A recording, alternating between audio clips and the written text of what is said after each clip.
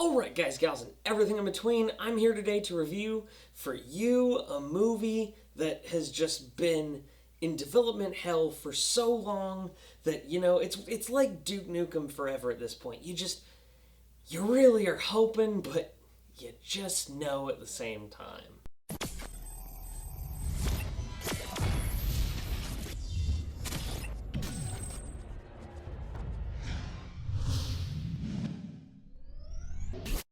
The Dark Tower is the long-awaited film that is directed by a newcomer to filmmaking, and it was produced by Ron Howard, who was actually slated to direct the film. J.J. Abrams was going to work on the film. It's been in development a long time. This film, The Dark Tower, is kind of a greatest hits, a greatest hits album, if you want to call it that, of multiple books in the Dark Tower series, kind of mashing it together and saying, okay, so if no one's read the Dark Tower, how are we going to hook them? So let's take all the cool parts from these books and put some of that in here and kind of service it as a soft reboot. Because, there's a lot of people, including myself, who were like, okay, this Dark Tower takes place after the final book. The books are all canon, they all happened. Well, they don't really confirm that in this story, and it kind of bugs you a little bit because of the fact that if you're a fan of the books, you feel like all of the book stuff is discredited. If you're in the movies, you feel like you're missing something. That's my biggest thing. It's like everybody's missing something. If you're going to cater to one or the other, pick. And you didn't.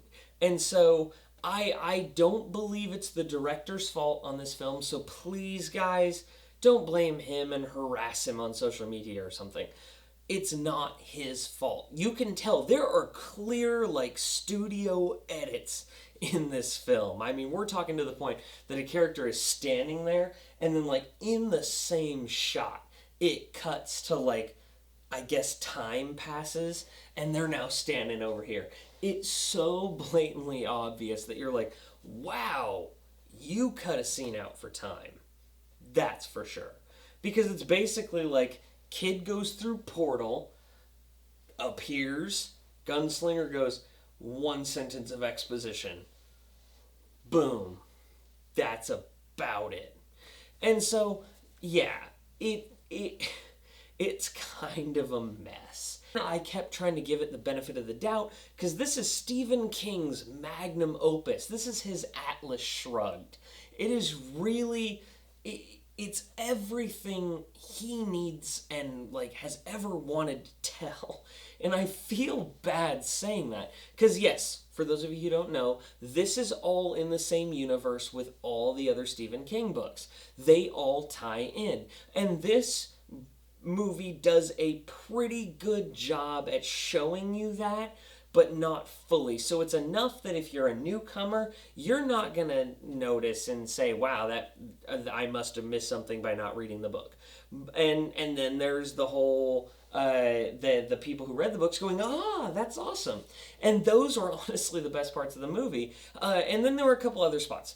I'm giving the movie a lot of heat right now, but there are some positives to the film, and I'll get to those in a minute. All in all, it just felt like it didn't know what it wanted to be. And it felt like a TV pilot at times. It felt like this film that wanted to be epic. And I know that it's been described as Stephen King's Lord of the Rings epic. And this film, when you tell somebody that and they go watch this, they're going to say, no, you're kidding. Because it is that honest to God, just meh. It's so meh. There are things that they're to like in this film, which are, namely, the action. The action is spectacular when it happens. There isn't much of it. I mean, you pretty much saw all of it in the trailer. And it's just bam, bam, bam, bam. When finally the bullets start flying and the gunslinger, oh, I don't know, has to gunsling, it's awesome. And it's like, why didn't you fill that? Yes, I get you have a story to tell, but if you're gonna make a movie and take this many creative liberties, at least make it entertaining. And they didn't do that at a lot of times. But when they had these fights with Jackie Earle Haley, who was a glorified cameo, and they're just like bam, bam, bam, bam, bam, bam, doing cool gunslinger stuff, that is great. I had a grin on my face. I was smiling. I was enjoying it. I had that fanboyism, and I was like, yes, Dark Tower's picking up. And then it ends. Oh yeah. You guys have no idea. It is so short. This film is 88 minutes long. And we're talking, okay, Stephen King, I review by my bookshelf. I'm actually looking to see if The Dark Tower is over here, because if it is, I will show you even just book one. Book one. That is a fat book, all right? Actually, I will, you know what? I'm just going to be all about them facts today. So, 300 pages for book one. Just saying, book one, which by the way, book one is not really adapted. And it's an 88-minute movie. So yeah, when they're trying to sum up like 6 books into one, you're gonna drop a lot of content. So again, why didn't they just go the more commercially enjoyable route and go for the more wall-to-wall action, or at least something? Because they filmed the wall-to-wall action very well. That is the best I can say. The comedy, when it happened, made the film more enjoyable. When they were in the wasteland, it was boring, which I shouldn't say, because of the fact that the book's strong suits were showing you this fascinating world that ties all of Stephen King's books together. But this doesn't even make that feel special. So when they're in New York and they do that fish out of water Wonder Woman type story, it's like it's finally like something's happening. And Matthew McConaughey is great in it. Idris Elba is great. The kid who plays Jake, fantastic. The acting is great. It's probably the only Stephen King thing, other than The Mist, that has good acting. Shawshank Redemption, of course, but still.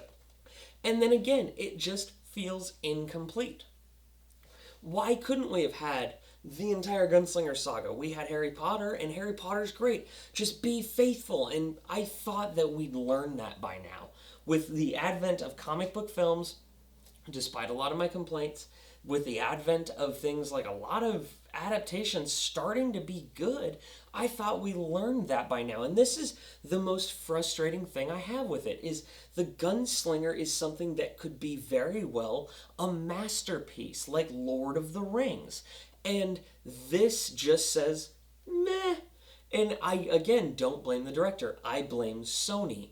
They really didn't know what they had with this. And I heard they want to develop a TV show now as a follow-up. I'd like to see a TV show because I feel like a 13-episode season could sum up one of these books. But if this were the pilot, it just feels really weak. So I have to say, it's not the worst film I've ever seen because of the fact that it's got some really, really cool action, and some of the world setup is great, but it doesn't feel like that grand epic they want it to be. So I have to say, if you find it on some streaming platform, that's fine. Go nuts, go watch it, and you might get a kick out of it. But other than that, it's not worth your time. Alright guys, gals, and everything in between, were you unlike me? Did you like Dark Tower? Don't forget to like and subscribe. Got plenty more videos coming to you. Love you guys.